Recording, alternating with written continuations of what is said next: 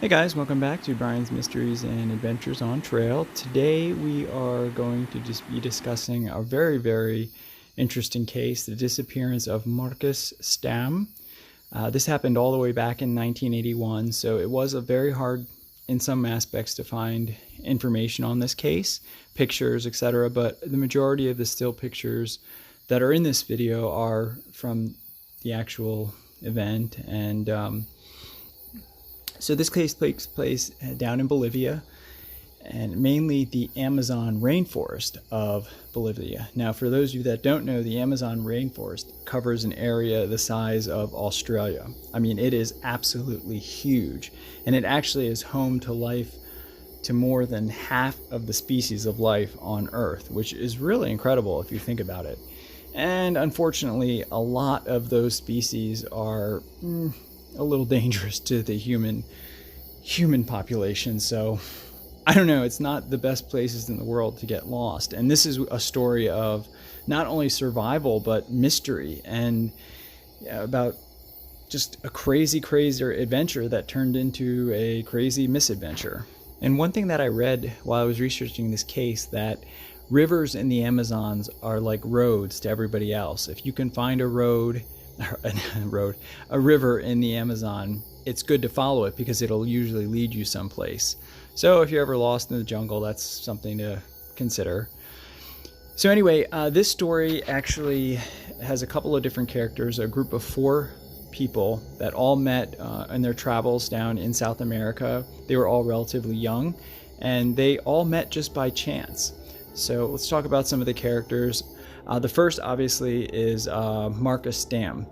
Now, Markus was a 29-year-old school teacher from Switzerland. He was also a very fine musician, and I think he taught in a school. He taught music and some other subjects, but it was really hard to find information, and most of it was in German, so I had to translate it. But 29-year-old school teacher who also was an excellent tennis player, who's very well known in his community as being an awesome tennis player. He'd just gone through a bad breakup and basically was going through a crisis, and had traveled to South America to sort of work through some of these issues. And this is where he met Kevin Gale. Kevin Gale, pictured here on the right, was a 29-year-old photographer from Oregon in the United States, and he was also traveling around South America taking pictures. I believe he had an agent in New York City that he was sending some shots to, but he was mainly traveling for himself to explore. Yossi Ghinsberg was a 21-year-old Israeli gentleman who had just recently gotten out of the Israeli Navy. And he was also traveling, and some of these, when he gave some of his interviews, he said that he was very naive and just bright-eyed, looking for adventure. Yossi Ghinsberg met Markus Stamm pure by chance. They were all in La Paz, Bolivia, and Yossi said that Markus had this angelic personality. He recalled one incident where they were on a metro traveling somewhere, and they witnessed this Frenchman get robbed, and he had this really nice camera. He had a lot of gear with him so that they could tell he was a really good photographer. And Markus, without thinking of it, just handed over his own camera.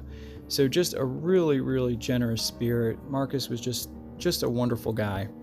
So these 3 guys became very fast friends, and they had been traveling around South America together for about 8 months. And that's when they met Karl, I'm going to say this wrong, Ruprechter, who claimed he was an Austrian and that he had been in Bolivia for 10-15 years. He was a biologist, or a geologist is what he claimed. And he told them he had this map, and he knew where there was a secret Indian village, or a real native tribe. And he showed them this map with an X, and he said, hey, if you guys want, I can take you guys into the jungle and lead you right to this Indian village. They've never seen Western eyes except for me and maybe a few other people. And of course, to these 3 guys, this was, a dream of theirs. This is the kind of adventure they were looking for. So of course, they jumped right on it. Now, I'm not sure if they paid him to do this. Again, it was hard to find information, but the plan was to go to the remote outpost of Azriamamas in Bolivia and start the adventure from there. That's where the map, they said that it was going to be about, Karl told them that it would be about 4 days of cutting a trail and that they would then find the Indians. So they all got together and packed up their stuff, and they chartered the small little plane, and they flew from La Paz to Azurimamas. I'm sorry if I'm mispronouncing that.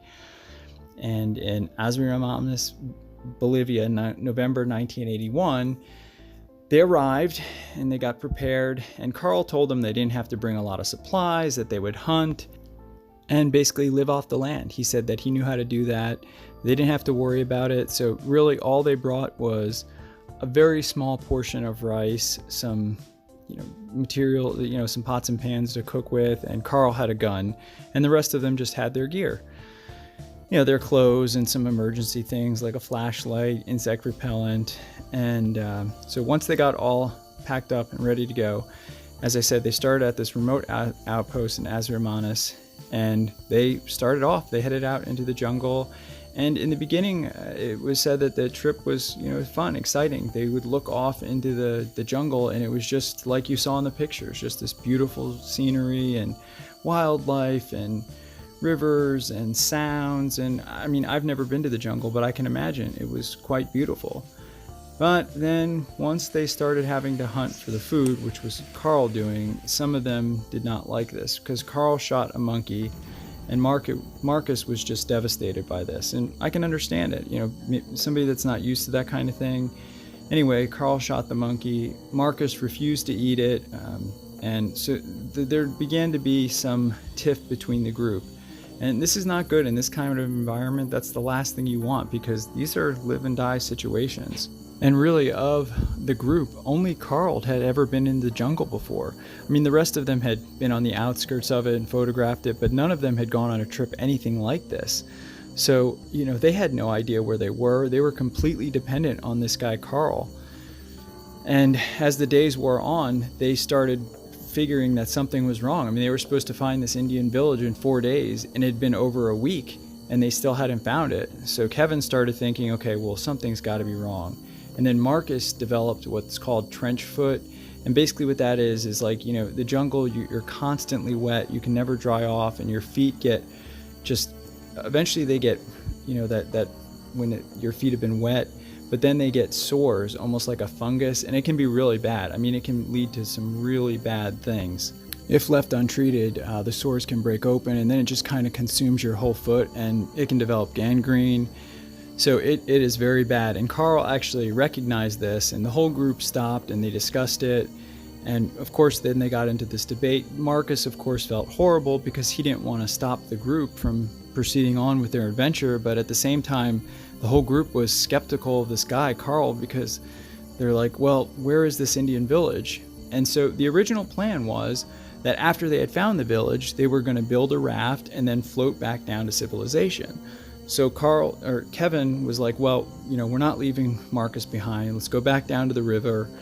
We'll build a raft now. Marcus can relax on the raft. He doesn't have to be on his feet, and we can get out of here. And of course, Karl did not like this. Karl didn't even know how to swim. He was, I guess, afraid of being on the raft. And so this just led to more fighting, and apparently it just got worse and worse over the next few days.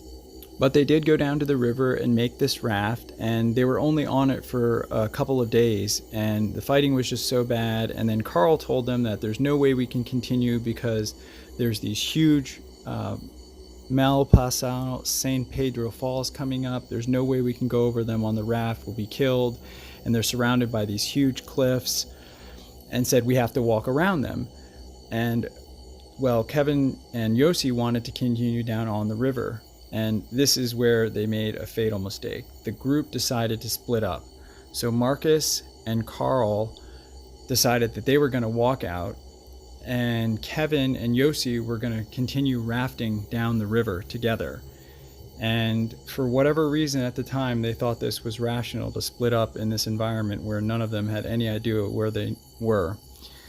So that's what they did. Kevin and Yossi got on the raft and continued on the river, and Marcus and Karl started hiking back out through the jungle. It should take Karl and Marcus about 4 or 5 days to hike out, And Yossi and Kevin really had no idea how long it would take them. And within maybe a couple of hours of them continuing down on the river, they came into these heavy rapids. Just like Karl said, the river was wild, it was crazy, there were rocks everywhere, and they eventually crashed on this giant rock and got separated. Kevin was on the shore with just mainly his shoes, and Yossi was still on the raft. And eventually the raft just sort of broke free, and Yossi went flying downriver through these crazy rapids and into those huge falls. And somehow or another, he survived. I mean, he went down almost 2 miles over these huge cliffs and survived. But now the two men had a huge problem, because Yossi was downstream several miles over raging falls and cliffs, whereas Kevin is now upstream. All the supplies had gotten washed away with the raft. Kevin just had his shoes and, his shirt and pants, and Yossi had the same.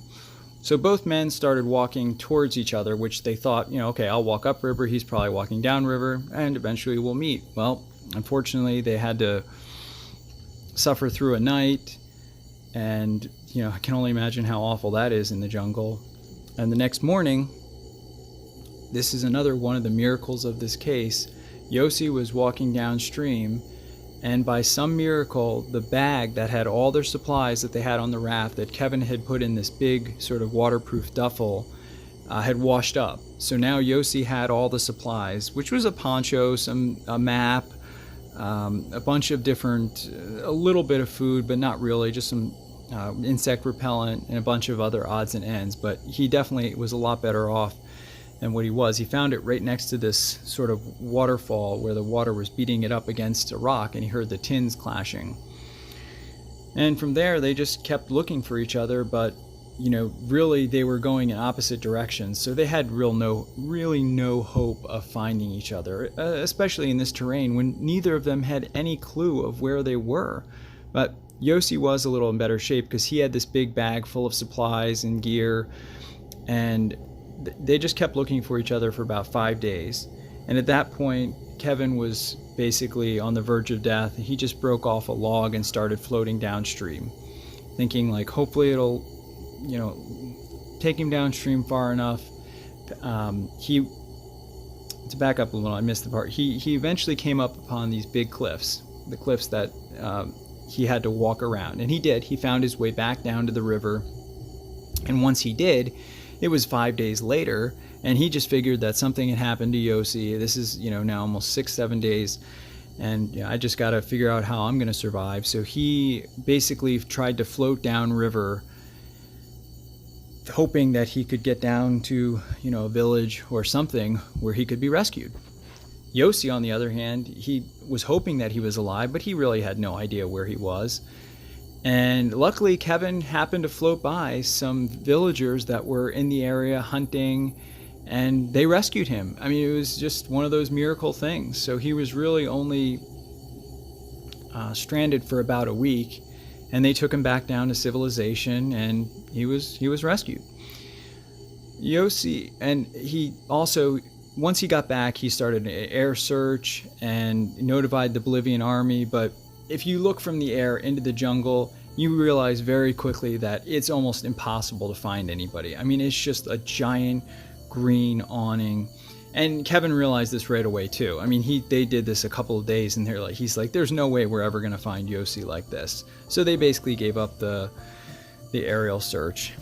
And that was it for that. Meanwhile, Yossi has now been in the jungle for 2 weeks, and man, is he suffering, because he's just basically walking in circles, having no idea where he is. He's completely soaked all the time. One night he actually ran into a jaguar. This is just another miracle. He had a can of insect repellent, and he remembered something he saw at one point, and he lit the lighter that he'd had, and the insect repellent made this big flame and happened to scare the jaguar off.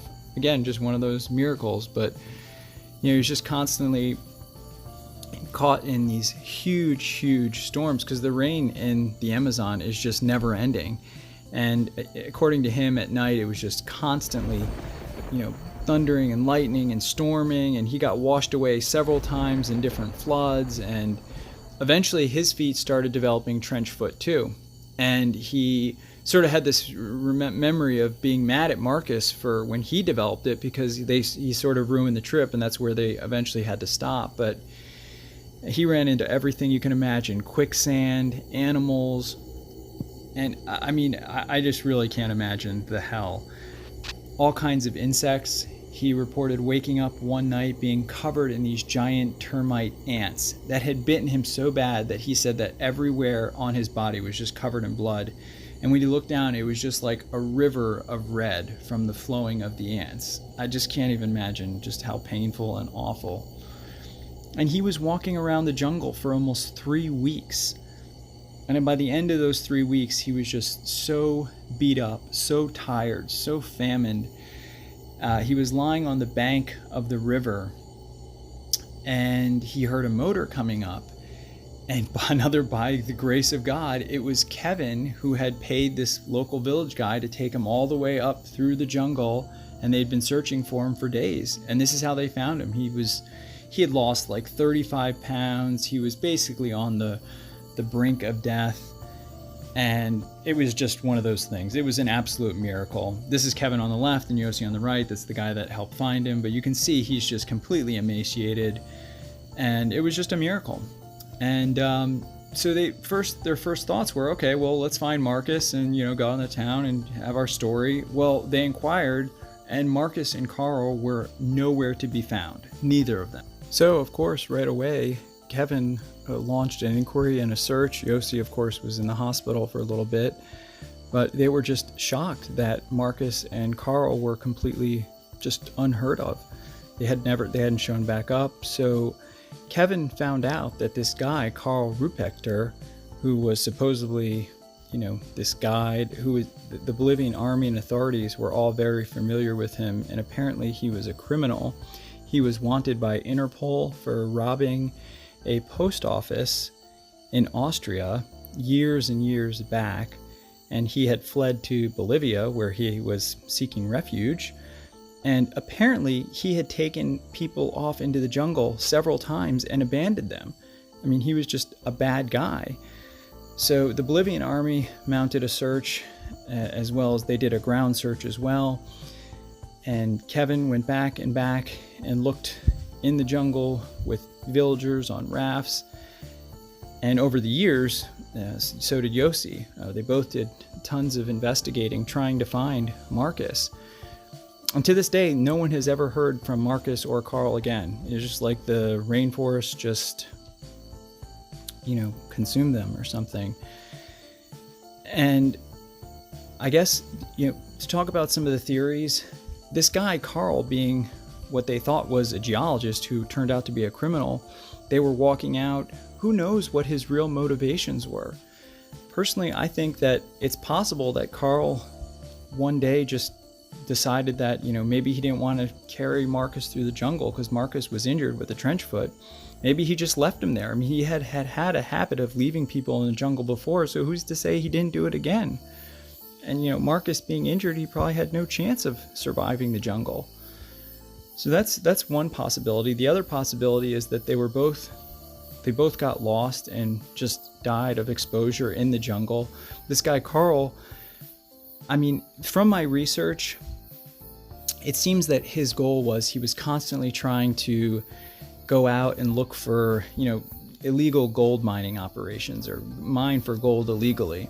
Whether this was his motivation for, recruiting other people to go into the jungle with him, I don't know. I mean, I'm assuming that there was some sort of monetary gain for him to take these people into the jungle, but why he would just leave them there is beyond me. I mean, there's just, what would be the point of that? And so the Bolivian army, it was, constantly on the lookout for this guy. Over the years, Kevin and Yossi both they tried mounting various types of searches, but unfortunately none of them led anywhere. And to this day, Marcus remains missing. And it's just one of the saddest things because, I mean, his family was just took by such surprise by all this. And apparently they've made a movie about this whole story. Yossi has become an inspirational speaker about his being lost in the jungle, etc. But apparently his family wasn't told that this movie was being made, and who knows, I'm sure there's all kinds of hurt. And the fact that they ended up splitting up in the jungle and basically leaving Marcus with this guy who they had only known for a couple of weeks, who they really didn't know anything about. So I'm sure there's some hard feelings there. And what happened to Marcus or Karl, I don't know if we'll ever really know. It's just one of those enduring mysteries. The movie that was made, I believe, is called The Jungle, and it basically is a movie about Yossi Ghinsberg's experience about being lost in the jungle. And I think one of the reasons, from what I understand in some of the German articles I read, that the family was hurt by it was A, they weren't even informed it was being made, but B, it really just focused on Yossi's story and didn't really talk about Marcus that much, which I can understand would be upsetting. I mean, these guys were all really good friends, and Yossi does talk about how he does know that there was a sense of betrayal there, and he felt really bad when they split off in the jungle, and looking back, he regrets it. You can see it when you hear him interviewed. He does regret it. Ultimately, I have no idea why these guys so blindly trusted a guy they barely knew and let them take them off into the jungle, but I guess they were young and naive, and they were just looking for adventure, and who knows. But I'd like to dedicate this video to Markus Stamm and his family, and just hope that they can find peace with all of this someday. I want to thank everybody for watching, and as always, keep the comments respectful if you choose to leave them, and I'll see you guys next time. Thanks again, and please like and subscribe. If you like the video, please hit the like button. It really does help my channel grow, and I really appreciate it. Thanks a lot. Bye. Hey guys, I just wanted to say real quick that I do have some hiking videos that I'm going to be uploading. I had a lot of problems in Northern California with fires and theft, and it was really bad. So I did end up having to cut my trip short, but I do have some more hiking videos that I'm going to upload. But for those of you waiting for them, and some gear updates and things like that, how things worked, and just overall some of the trials and tribulations that unfortunately I had to go through. But overall, it was a good trip, and I'm going to be doing some other ones coming up, so more to look forward to. And in the meantime, I hope you guys are all doing well and safe, and yeah, if you guys have any suggestions for videos or mysteries or anything, please let me know. All right, thanks.